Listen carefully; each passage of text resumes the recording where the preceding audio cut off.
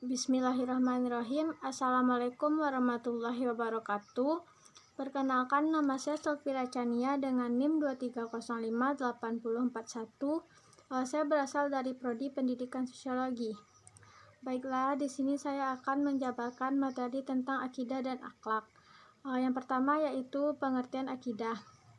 Kata akidah berasal dari bahasa Arab, yaitu dari kata al-aqdu yang berarti ikatan, kemudian at-tawsiku yang berarti kepercayaan atau keyakinan yang kuat, kemudian al-ikamu yang artinya mengokohkan atau menetapkan, dan ar-rabtu bikuwah yang berarti mengikat dengan kuat.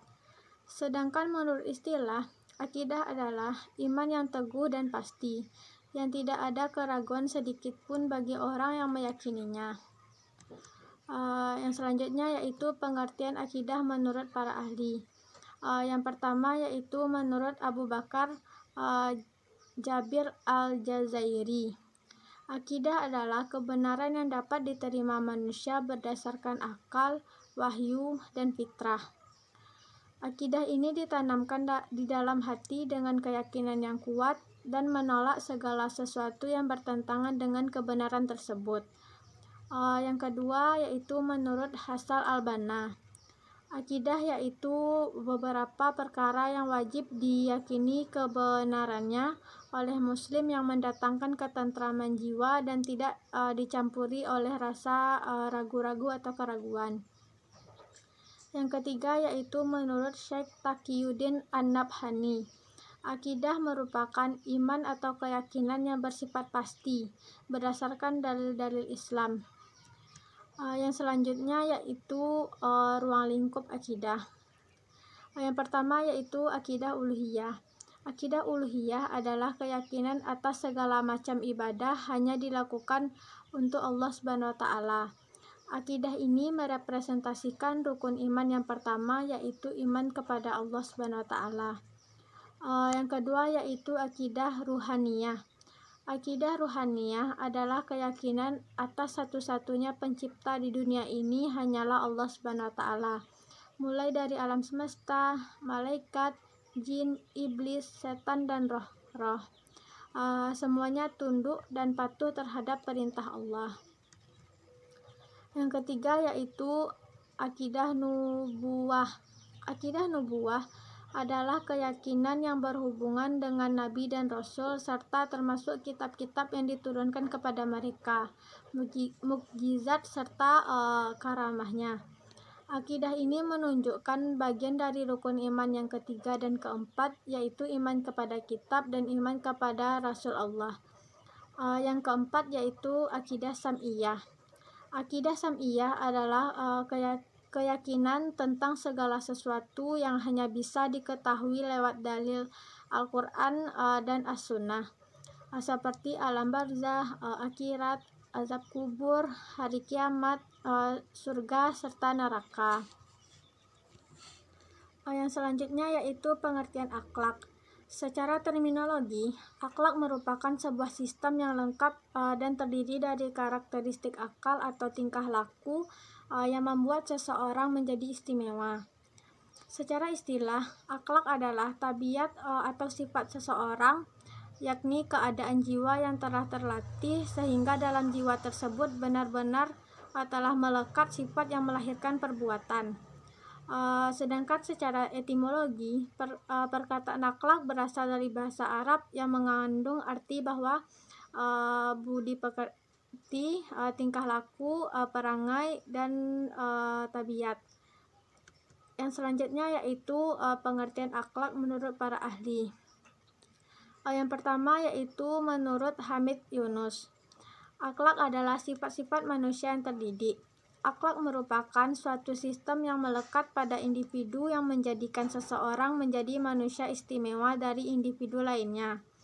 Yang kedua yaitu menurut Ibnu Maskawi, mengatakan akhlak merupakan suatu hal atau situasi kejiwaan yang mendorong seseorang untuk melakukan sesuatu perbuatan dengan senang, tanpa berpikir dan perencanaan. Yang ketiga yaitu menurut Ibrahim Anis, Akhlak merupakan sifat yang terpatri dalam jiwa yang dengannya lahir berbagai macam perbuatan yang baik dan buruk tanpa membutuhkan pertimbangan. Yang selanjutnya yaitu ruang lingkup akhlak. Dalam perspektif Islam, akhlak itu komprehensif dan holistik. Oleh karena itu, akhlak merupakan bagian dari tingkah laku manusia dan tidak dapat dipisahkan dari aktivitas manusia. Adapun ruang lingkup akhlak meliputi yang pertama yaitu hubungan manusia dengan Allah sebagai penciptanya. Titik tolak akhlak terhadap Allah adalah pengakuan dan kesadaran bahwa tiada Tuhan melainkan Allah. Yang kedua yaitu akhlak terhadap sesama manusia. Banyak sekali rincian mengenai perlakuan terhadap sesama manusia. Salah satunya dalam bentuk larangan untuk melakukan hal negatif seperti membunuh, menyakiti badan, atau mengambil harta tanpa alasan yang benar. Yang ketiga yaitu akhlak terhadap lingkungan, yaitu lingkungan alam dan lingkungan makhluk hidup lainnya, termasuk di dalamnya yaitu air, udara, tanah, tumbuh-tumbuhan, serta hewan. Selanjutnya yaitu hubungan antara akidah dengan akhlak.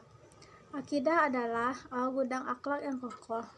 Ia mampu menciptakan kesadaran diri bagi manusia untuk berpegang teguh kepada norma dan nilai-nilai akhlak yang luhur. Akhlak mendapatkan perhatian yang istimewa dalam akidah Islam.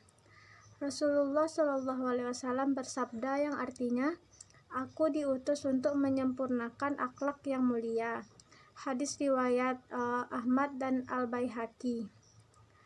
Menurut teori ini, agama menganjurkan setiap individu untuk berakhlak mulia dan menjadikannya sebagai kewajiban atau taklif di atas pundaknya yang dapat mendatangkan pahala atau siksa baginya. Atas dasar ini, agama tidak mengutarakan akhlak semata tanpa dibebani rasa tanggung jawab. Bahkan agama menganggap akhlak sebagai penyempurna ajaran-ajarannya karena agama tersusun dari keyakinan atau akidah dan perilaku. Oleh karena itu, dalam pandangan Islam harus berpijak pada keimanan. Iman tidak hanya cukup disimpan dalam hati, namun harus dipraktikkan dalam kehidupan sehari-hari dalam bentuk akhlak yang baik. Dengan kata lain, untuk mempergunakan dan menjalankan bagian akidah dan ibadah, perlu pula berpegang kuat dan teguh dalam mewujudkan bagian lain yang disebut dengan akhlak. Sejarah risalah ketuhanan dalam seluruh prosesnya telah membuktikan bahwa kebahagiaan di segenap lapangan kehidupan hanya diperoleh dengan menempuh budi pekerti atau berakhlak mulia. Akidah tanpa akhlak adalah seumpama sebatang pohon yang tidak dapat dijadikan tempat berlindung di saat kepanasan dan tidak pula ada buahnya yang dapat dipetik. Sebaliknya, akhlak tanpa akidah hanya merupakan layang-layang bagi benda yang tidak tetap, yang selalu bergerak. Oleh karena itu, Islam memberikan perhatian yang sangat serius terhadap pendidikan akhlak. Rasulullah SAW menegaskan bahwa kesempurnaan iman seseorang terletak pada kesempurnaan dan kebaikan akhlaknya. Dengan demikian, untuk melihat kuat atau lemahnya iman dapat diketahui melalui tingkah laku atau akhlak seseorang. Karena tingkah laku tersebut merupakan perwujudan dari imannya yang ada di dalam hati. Jika perbuatannya baik, pertanda ia mempunyai iman yang kuat, dan jika perbuatannya buruk, maka dapat dikatakan ia yang memiliki iman yang lemah. Dengan kata lain, bahwa iman yang kuat mewujudkan akhlak yang baik dan mulia, sedangkan iman yang lemah mewujudkan akhlak yang jahat serta buruk. Baiklah, hanya itu yang dapat saya sampaikan. Lebih dan kurang mohon maaf. Saya akhiri. Wassalamualaikum warahmatullahi wabarakatuh.